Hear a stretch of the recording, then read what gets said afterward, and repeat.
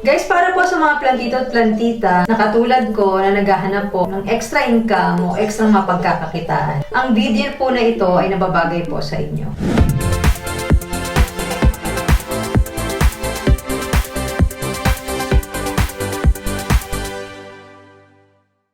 Mabuhay! Kumusta po sa ating lahat? This is Gina once again from Barcelona, Spain. Ang inyo pong plantita Plant from the Heart. Bago po ang lahat, sana po sa mga bago sa channel namin, wag po sana ninyong kalimutan na mag-like, share, and subscribe at pakiclick na rin po ang notification bell para po ma-update kayo sa mga video na ipalalabas na. Para po sa mga plantito at plantita na katulad ko na naghahanap po ng extra income o extra mapagkakakitaan. Kaya panoorin po sana ninyo at I'm sure pagkatapos yung mapanood ang video na to, magkakaroon po kayo ng idea kung paano po kayo magsimula sa inyong maliit na pagkakakitaan. So guys, ready na ba kayong makita kung ano itong ating isang extra income na pwedeng pagkaabalahan? Tara, panoorin niyo po ito. So guys, as for our DIY na pagkakakitaan, dito makikita natin sa aking harapan ang mga different kinds of pebbles na kakailanganin natin gamitin. So makikita nyo dito, meron tayong kulay white, meron tayong assorted pebbles, meron ditong grease or gray, meron ditong kulay orange, at meron din tayo ditong blue at white na mas maliliit compare dito sa apat na to. At sa mga halaman naman na gagamitin natin, we have two kinds of plants. Ito yung ating mga house plant, na which is nagre-required siya ng moist soil. So ano ba itong halaman nito? We have this Fittonia, and we also have this Polka plant. Silang tatlo na sama-sama, they love moist soil. At ang isa pang halaman na gagamitin natin, ito namang succulent plants for our DIY also.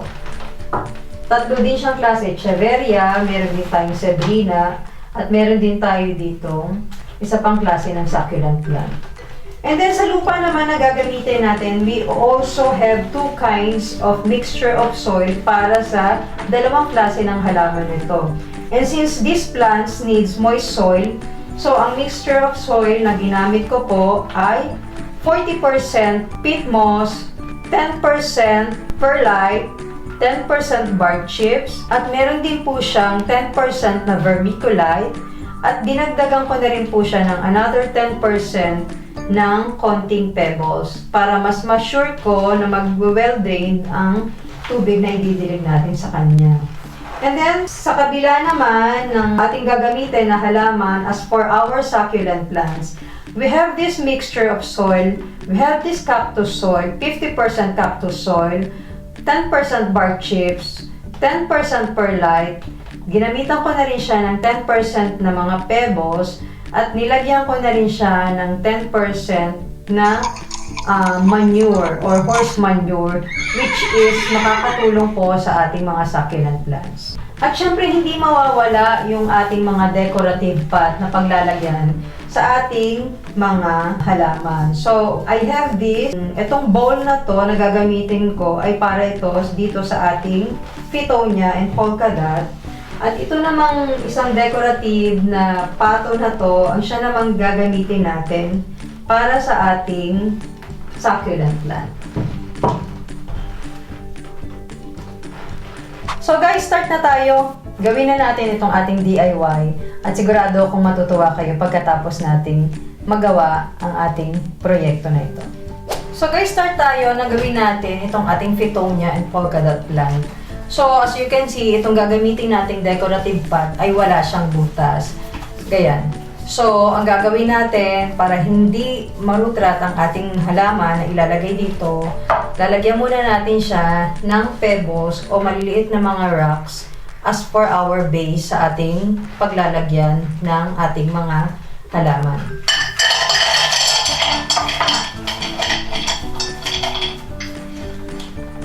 So, ayan siya.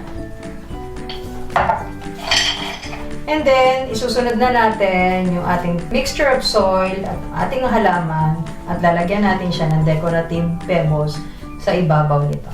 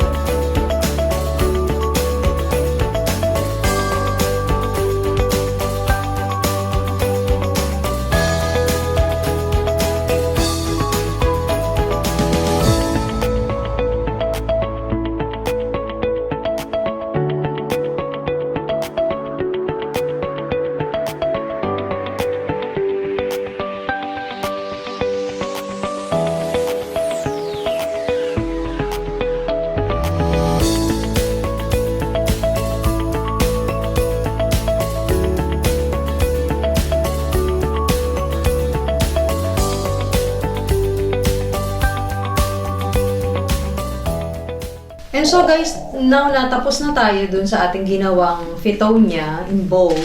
Ngayon naman ay gagawin natin itong ating succulent plants dito sa decorative pot na to na patito or pato. So as you can see, katulad nung ginamit natin kaninang pot para sa ating Fittonia, wala rin siyang buta. So kaya kailangan pa rin natin siyang lagyan ng mga pebbles as our base bago natin ilagay ang ating mga potting mix soil.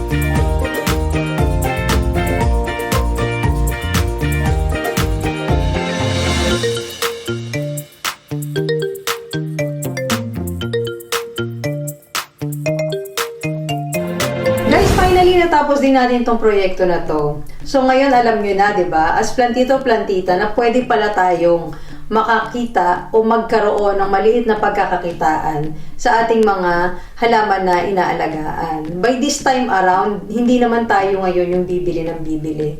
Instead, tayo naman yung magbenta. Lalo na pag alam natin na may mga sobra na tayong halaman. Lalo na yung mga halaman natin na patuloy na nanganganak at siya nating pinopropagate. Instead na i-keep natin yon sa ating bahay, wala na tayong paglagyan, punong-puno na. Isipin natin na by that propagation, magkakaroon tayo ng panimulang kaunting pagkakakitaan. At kailangan lang po na ma-discover natin ang ating talento sa paggawa ng mga ganitong DIY na proyekto para po madagdagan ang ating mga extra income. Guys, sana nagustuhan ninyo itong video na to at sana maging simula ito ng inyong maliit na pagkakakitaan as plantito-plantita.